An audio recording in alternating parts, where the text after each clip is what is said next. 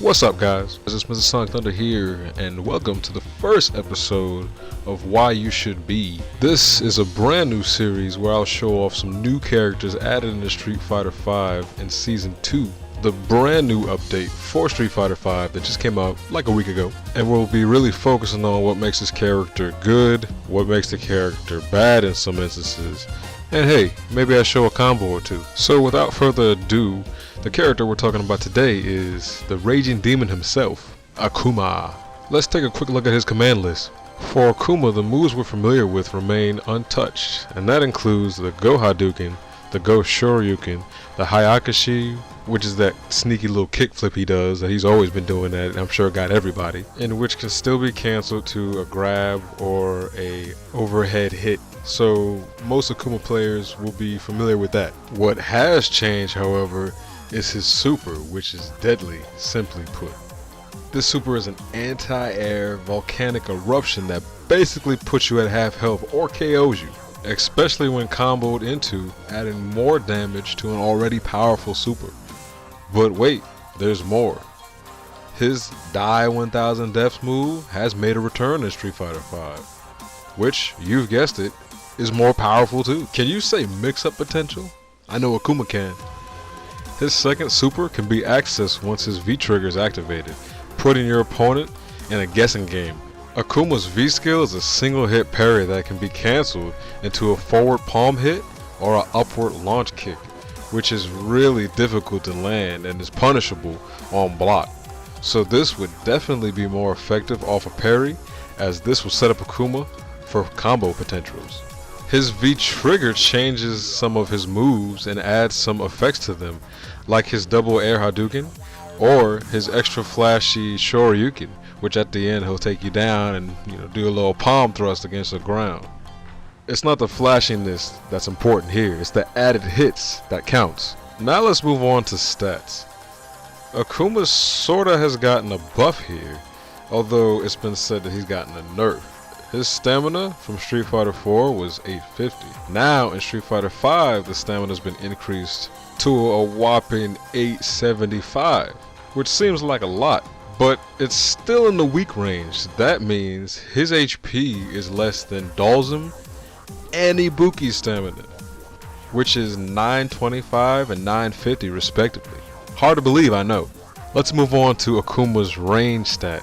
Now his range is somewhat decreased as his fireballs don't reach the full screen length as they once did in previous games, leaving room for his mobility to flourish. Akuma's mobility in Street Fighter V is pretty good, as his walking speed and demon flip allow for a whole lot of mobility throughout the map. So if you want to get to somebody on the map, you definitely can with Akuma. Also, not to mention his teleport that also returned from Street Fighter 4, that's pretty nice as well. Akuma's power and technique remain great here, but his technical ability has definitely increased more. This has to be due to his multiple super mix-ups and of course his V-skill parry that cancels into the palm strike or the kick launch. This adds to an already useful demon flip, which was his technician before. So the combo potential off the V-skill and the demon flip is probably one of the most technical characters in this game. In the right hands, Akuma can turn defense into offense, instantly leaving his opponent in the palm of his hands. If you pick Akuma, these are the characters that you are going to have the most fun going against because you have the advantage. Now some of this data is from me and my personal opinion, and some of this data is from the community, the actual Street Fighter community, taken from a website called Event Hubs. So the community says the favorable matchups for Akuma are Birdie, Fang, Chun-Li, Laura, Armika, Vega, M. Bison, and Balrog. Now a lot of these characters on this list, like Birdie and Bison, really don't have that much of a mobility rate. So that's where Akuma could just jump in and take advantage of that and start setting up on these slow guys here. Now let's get to the worst case scenario and matchup for Akuma. And that would be faster characters, stronger characters. You know what? Alex. Alex is one of the worst matchups for this character.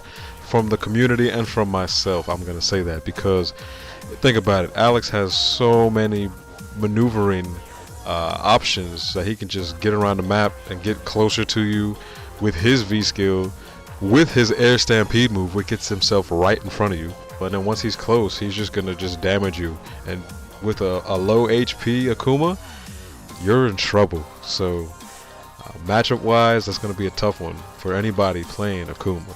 So that is it for this video today. I do hope you enjoyed this first episode of a series. I'm looking for definitely the next episode of the next character of season 2. Once that character comes out, you will see another one of these videos coming out.